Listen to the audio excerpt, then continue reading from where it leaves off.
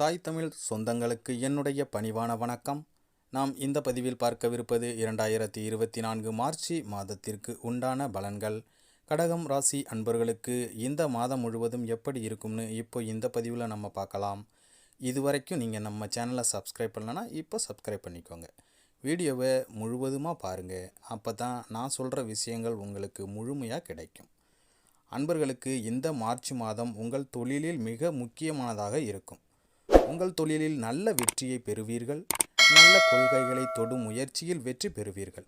திருமண வாழ்க்கை உங்களுக்கு மகிழ்ச்சி நிறைந்ததாகவே இருக்கும். இதன் மூலம் உங்கள் திருமண வாழ்க்கையை நீங்கள் மகிழ்ச்சியாக அனுபவிப்பீர்கள். காதல் உறவுகளில் ஏற்ற இறக்கங்கள் ஏற்பட வாய்ப்புகள் உள்ளது. இந்த மாதம் உங்களுக்கு குறிப்பாக மாதத்தின் முதல் பாதியில் உங்கள் ஆரோக்கியத்தை கவனித்துக் கொள்வது மிகவும் முக்கியம். வெளிநாடு செல்ல வேண்டுமானால் அதற்காக நீங்கள் காத்திருக்க வேண்டியிருக்கும். மாணவர்கள் பிரச்சனைகளில் வெற்றி பெறுவீர்கள். உங்கள் நண்பர்களுடன் நல்லிணக்கத்தை பேணுவது உங்களுக்கு நன்மை பயக்கும். குரு பகவான் உங்கள் 10ஆம் வீட்டில் மாதம் முழுவதும் நீடிக்கிறார். இதனால் உங்கள் தொழிலில் சாதகமான பலனை நீங்கள் பெறுவீர்கள். உங்கள் அனுபவமும் உங்கள் திறமையும் உங்கள் அடையாளமாக மாறும். உங்கள் அனுபவத்திலிருந்து உத்வேகத்தை எடுத்துக்கொண்டால் மக்கள் இன்னும் சிறப்பாக செயல்படுவார்கள். இதன் காரணமாக நீங்கள் பாராட்டுக்களை பெறுவீர்கள் மற்றும் நீங்கள் மக்களுக்கு உத்வேகம் அளிக்கும் ஆதாரமாக மாறுவீர்கள். வியாபாரிகளுக்கு மாதத்தின் ஆரம்பம் சாதகமாக இருக்கும். வியாபாரத்தில் வெற்றிக்கான வாய்ப்புகள் உண்டாகும். உங்கள் வருமானமும் அதிகரிக்கும்.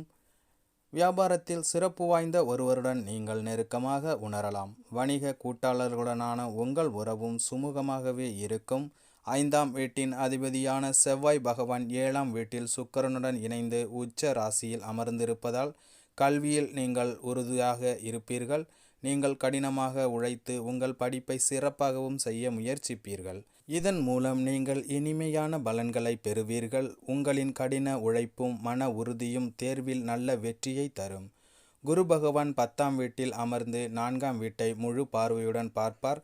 இதனுடன் உங்கள் பார்வையும் உங்கள் 2வது வீட்டில் இருக்கும். இதனுடன் குடும்ப வாழ்வின் நல்லிணக்கமும் இருக்கும். பரஸ்பர அன்பும் இருக்கும். பெற்றோரின் ஆரோக்கியம் சாதகமாகவே இருக்கும். உங்கள் 5ஆம் வீட்டிற்கு அதிபதியான செவ்வாய் 7ஆம் வீட்டில் உச்சமாக இருப்பதால் உங்கள் காதல் உறவுகளுக்கு புதிய ஆற்றலை வழங்குவார். நீங்கள் உங்கள் காதல் உறவை அடுத்த திசையில் கொண்டு செல்ல முயல்வீர்கள் மற்றும் நீங்கள் விரும்பும் நபரை திருமணம் செய்து கொள்ள விரும்புவீர்கள். இதற்காக நிறைய முயற்சிகளையும் மேற்கொள்வீர்கள். உங்களின் சிலருக்கு காதல் திருமணமாக இருக்கலாம். திருமணமானவர்களுக்கு இந்த மாதம் மிகவும் அழகாகவே இருக்கும். மாத தொடக்கத்தில் உங்களுக்கும் உங்கள் மனைவிக்கும் இடையே காதல் மற்றும் ஒன்றாக பயணம் போன்ற நல்ல சூழ்நிலைகள் இருக்கும். புதன், சூரியன், சனி உங்கள் 8ஆம் வீட்டில் இருப்பதால் நீங்கள் எதிர்பார்க்காத செலவுகளை சந்திக்க நேரிடும். நீங்கள் சில பிரச்சனைகளை சந்திக்க நேரிடலாம். முக்கிய நிதி முடிவுகளை எடுக்க இது நல்ல நேரம் அல்ல. எந்த வகையான தொழில் முதலீடுகளையும் தவிர்ப்பது நல்லது. மாத தொடக்கத்தில் செவ்வாய், சுக்கிரன் உங்களின் 7வது வீட்டிலும் சூரியன், சனி, புதன் 8வது வீட்டிலும் பெயர்ச்சிப்பதால் உடல் ஆரோக்கியம் உங்களுக்கு பாதிக்கப்படும். உங்கள் அன்றாட வழக்கங்கள், உங்கள் உணவு பழக்கம் மற்றும் உங்கள் வாழ்க்கை முறை ஆகியவற்றில் நீங்கள் கவனம் செலுத்த வேண்டியதாக இருக்கும். ஏனெனில் இவற்றின் காரணமாக உங்கள் உடல் பிரச்சனைகள் இந்த மாதம் உங்களை தொந்தரவு செய்யலாம். புனர்பூசம் நட்சத்திரத்தில் பிறந்தவர்களுக்கு இந்த மாதம் கணவன் மனைவிக்கிடையே சில ஊடல்கள் வரும். முக்கிய பொறுப்புகளை வகித்து வருபவர்களுக்கு வழக்கத்தை விட அதிகமாக உழைக்க வேண்டி வரும். வருமானம் திருப்திகரமாகவே இந்த மாதத்தில் உங்களுக்கு இருக்கும். பூசம் நட்சத்திரத்தில் பிறந்தவர்களுக்கு இந்த மாதம் பெண்கள் பொறுமையாக இருக்க வேண்டும். சக ஊழியர்களிடம் பகைமையை வளர்த்து கொள்ள நேரிடும்.